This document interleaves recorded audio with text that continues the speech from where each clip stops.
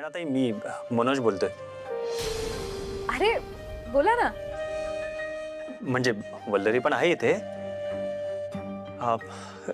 काय चाललंय तिकडे? लग्न. हा काय?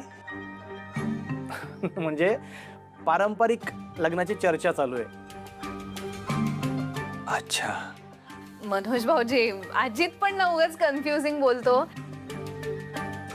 अहो काय झालंय, तेजा आलीये ना इथे. तिच्या त्या इव्हेंट मॅनेजमेंटसाठी तिला पारंपरिक महाराष्ट्रीय लग्न कशी असतात त्याबद्दल काही माहिती हवी होती. त्याचीच चर्चा चालली, बाकी काही नाही. अच्छा, तेजाताई पण आल्यात का? मी त्यांनाही फोन करणार होतो. का रे? नाही म्हणजे काही विशेष? विशेष म्हणजे आज घटस्थापना आहे. पल्लू,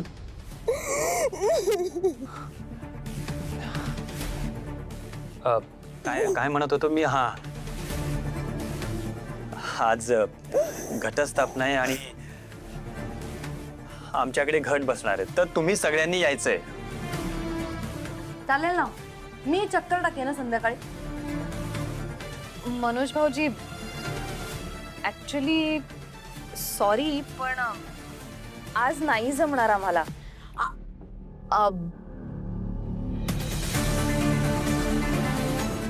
आज ना कॅफेमध्ये 2-3 जण रजेवर आहेत, त्याच्यामुळे आम्हाला दोघांनाच रात्री उशिरापर्यंत तिथे थांबायला लागेल ना. अगं हो, असं कसं प्रेरणात आहे? वल्लू प्लीज. हो प्रेरणाताई, तुम्ही, अजित, हर्षित, तेजाताई, तुम्ही सगळे आमच्या फॅमिलीचाच भाग आहात. तुम्ही नसलात तर आम्हाला कोणताही सण वाटत नाही. प्लीज या. अरे हो, आम्हाला पण तुमच्याकडे येण्याची खूप ओढ असते. पण आम्ही उद्या येतो ना. नक्की या. हो येतो उद्या नक्की. बाय. बाय, ठेवतो. काय संबंध? का गप ग. अरे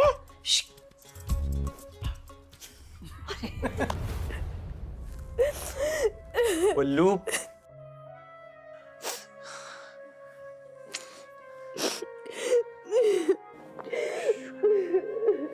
वल्लू शांत हो. इकडे बघ, इकडे बघ प्लीज. चल, मला एक प्रॉमिस कर, इथून पुढे तुझ्या डोळ्यात अश्रू येणार नाहीत.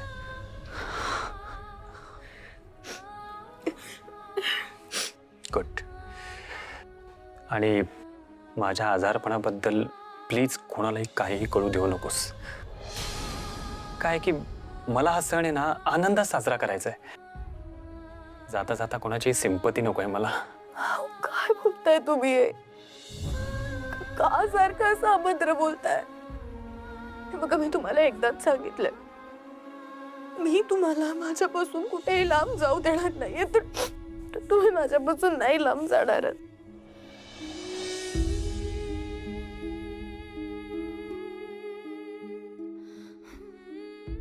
रडू नको.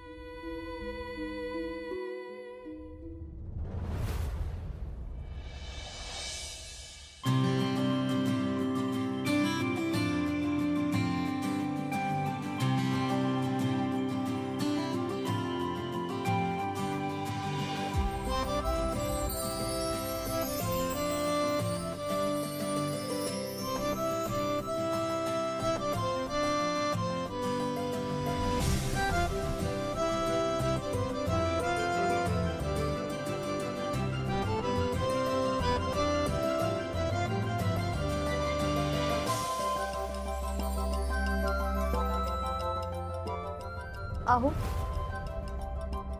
पाया पडायला या.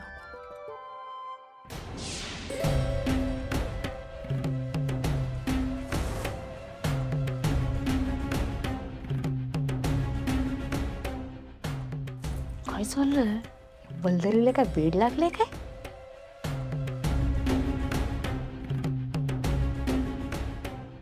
दोघं जोड्यान नमस्कार करतायत म्हणजे असं काय करताय? काडी मोड घ्यायचा निर्णय झालाय ना दोघांचा? हो बाय पुष्पा, काळी कोड घ्यायचा निर्णय त्यांनी बदलला ना त्या दोघांनी. शुभ बोला, शुभ बोला. मी काय बोलते आता, जे दिवशी राहिलं तेच बोलते ना.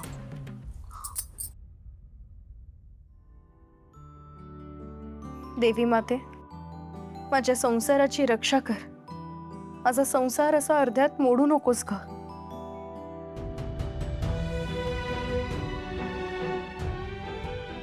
यानंतर मी तुझ्याकडे कधीच काहीच मागणार नाही. मला दुसरं कुठलंच सुख, संपत्ती, ऐश्वर्य काहीच नकोय ग. फक्त माझं सौभाग्य कायम ठेव.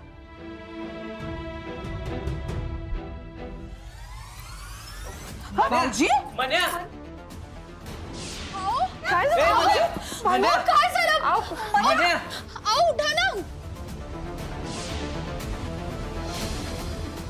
डॉक्टरांना फोन लावा भाऊजी. काय झालं? प्लीज. मन्या उठ रे मन्या, काय झालं माझ्या पोराला? हा आले आले, जाग आली, जाग आली. मन्या, सावकाश. बरं वाटतंय का?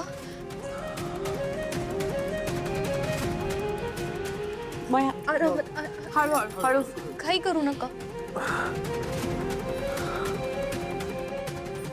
सावकाश. हे घ्या, पाणी घ्या, पाणी प्या बघू.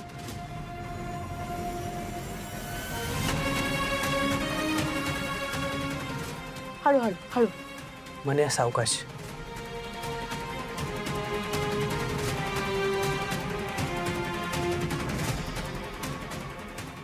बरं वाटतंय का आता तुम्हाला? हा, ठीक आहात ना तुम्ही? भाऊजी असं अचानक काय हो मध्येच?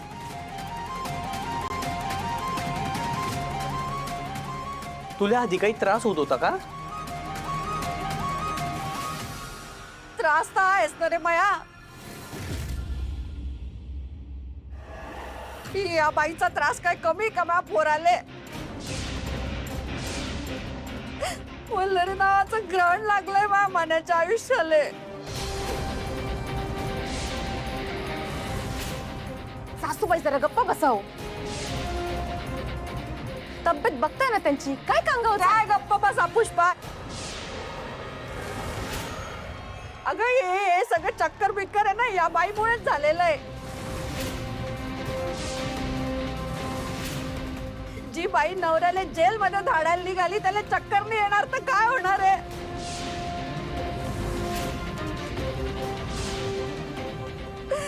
मला पोराचं जगणं मुश्किल करून टाकलंय.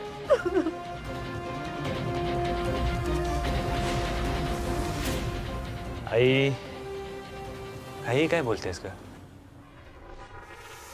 घरात घट बसलेत. अरे मन्या पण सणावाराचं मला घरात वाद नकोय. अरे मन्या पण दादा मला काही झालेलं नाहीये. काय की थोडा थकवा आला त्यामुळे गरगरल्यासारखं झालं. आणि आई उठसूट वल्लरीला दोष देणं बंद कर ग. मला या घरात हा विषय परत नकोय. प्लीज.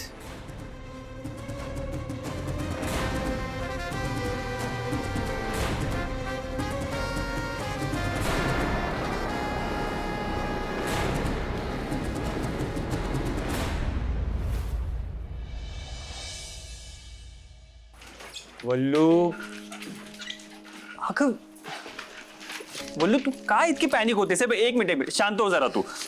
काय शांत हो? तुम्हाला कळतंय का इथे तुम्हाला त्रास होतोय? मला आजच्याच तुमच्या डॉक्टरांना भेटायचं. ऐक ऐक ऐक हे बघ मी ठीक आहे.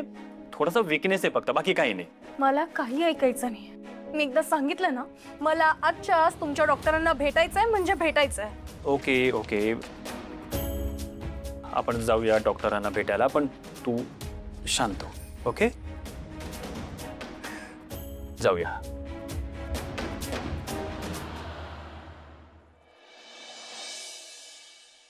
डॉक्टर, मला एक गोष्ट कळत नाहीये. अहो, यांना तर कुठलंच व्यसन करायची सवय नाहीये, मग यांना कॅन्सर कसा होऊ शकतो?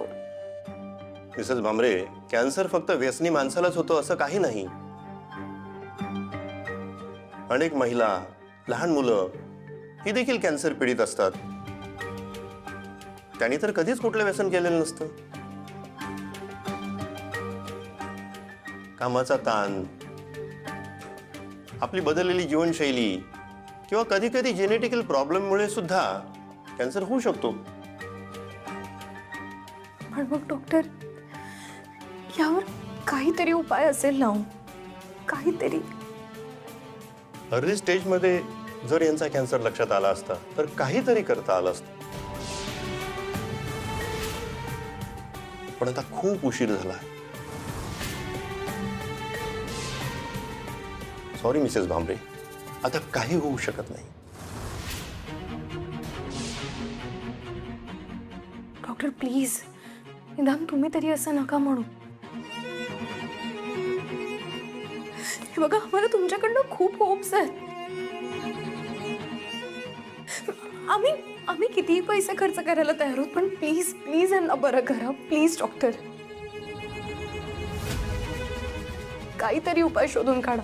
हे बघा, मी आता तुम्हाला एवढाच सल्ला देऊ शकतो की तुम्ही त्यांची जास्तीत जास्त सेवा करा.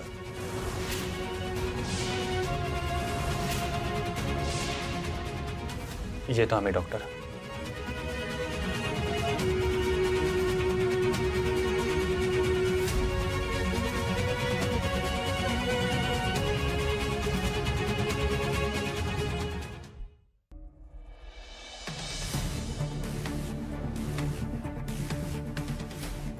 अहो प्लीज थांबा. हे बघा, आत डॉक्टर जे काही बोलले त्यावर अजूनही माझा विश्वास नाही बसत आहे. मला नाही खरं वाटत आहे ते. आपण एक काम करूयात, आपण ना सेकंड ओपिनियन घेऊयात प्लीज.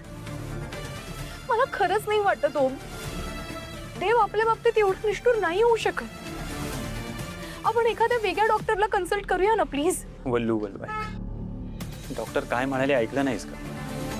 यावर काहीच उपाय नाहीये, मग का अट्टहास करतेस? हे बघा, तुम्ही माझा हट्टा समजा, अट्टहास समजा, तुम्हाला हवं ते समजा, पण प्लीज प्लीज मी म्हणते म्हणून एकदा सेकंड ओपिनियन घेऊया.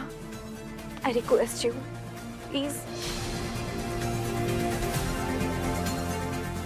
सेकंड ओपिनियन साठी मी अजित भाऊंची मदत घेतली तर? ठीक आहे, तुला हवं ते कर, पण आता मी तरी आशा सोडली आहे का? असं नका ना म्हणू प्लीज. असं खचून जाऊ नका. आपल्याला ह्यातनं नक्की काही ना काहीतरी मार्ग सापडेल. Believe me please. मार्ग निघेल किंवा नाही निघणार माहित नाही, पण एक रिक्वेस्ट होती. माझ्या आजारपणाबद्दल प्लीज कोणालाही काहीही कळू देऊ नको, स्पेशली आईला. ती कशीही असली, माझे आणि तिचे कितीही वाद होत असले तरी आपला मुलगा लवकर मरतोय हे कोणतीच आई सहन करू शकणार नाही. प्लीज थांबवा हो.